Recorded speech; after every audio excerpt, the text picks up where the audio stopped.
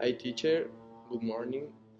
We are the best team, and we are present the case of Bush versus Bomini. I'm Daniel. I'm Narda, Manuel.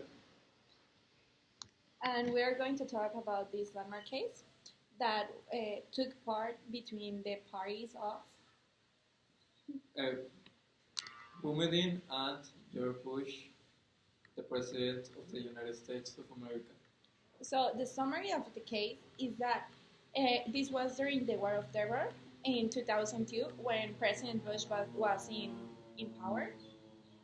And he had established that everyone who wasn't from the United States was practically an attack to the country. So this was in Algeria during the war, and there were these 5 or 6 persons that they were uh, from a piece of group of peace, and the United States decided that they were going to attack the U.S. embassy there, but they didn't have any proofs.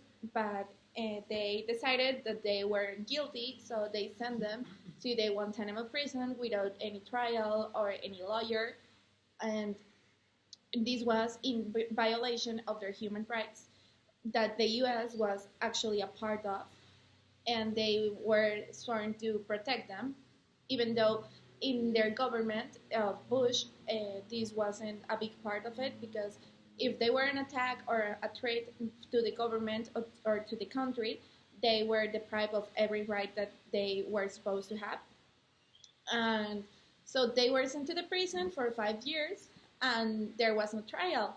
And they were trying to convince the court that to give them a trial, to give them the right to the habeas corpus. But they say like, no, if you are an American citizen and you weren't captured on American land and you aren't even in an American territory, then you don't have the actual right to make use of the habeas corpus.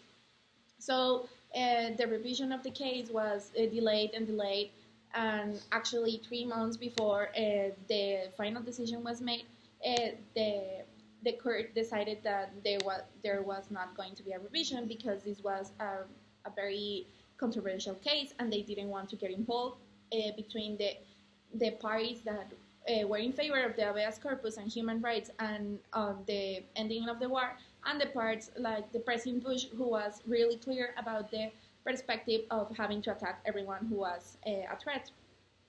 So finally, there was the court who decided for a majority vote, only for one vote, that they were indeed capable of having the habeas corpus.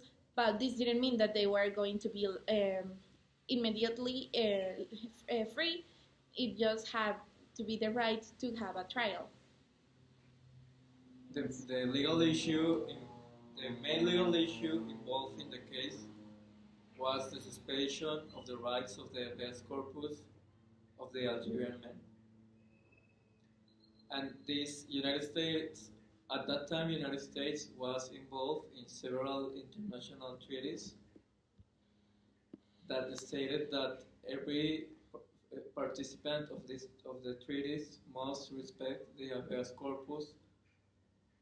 It doesn't matter if the citizen is of the United States or it was a citizen of another country. So United States violated those treaties, and also they violated the human rights of the Algerian men. So eventually the court took the case and made the decision. The habeas corpus is basically the right of having a trial before getting into prison. So when the Algerian men got into Guantanamo, got transferred into Guantanamo Bay, they got transferred without having a trial before, so that violated the rights the habeas corpus gives to the people. Also, the United States was really afraid and sensible at the time because the attack on the World Trade Center happened very early before. But that doesn't mean that they have the right to imprison any man or women, any Oriental men or women who look suspicious without having a trial. So that was the main issue of the legal case. Now we know that the case was a very controversial decision. Why? Because the court was in favor in prisoners of Algerian and this occasion and the international agreements of human rights establish that every citizen have the habeas corpus, and this decision involved in the laws of the United States. Finally, the citizens of America criticized the decision of the court and Yeah. The reasoning of the court. In this case, the decision of this case was extremely close. It was 50-50. So extreme that the ninth magistrate had to make the final vote, and the vote was for the Algerian men, so they got their habeas corpus restored, and they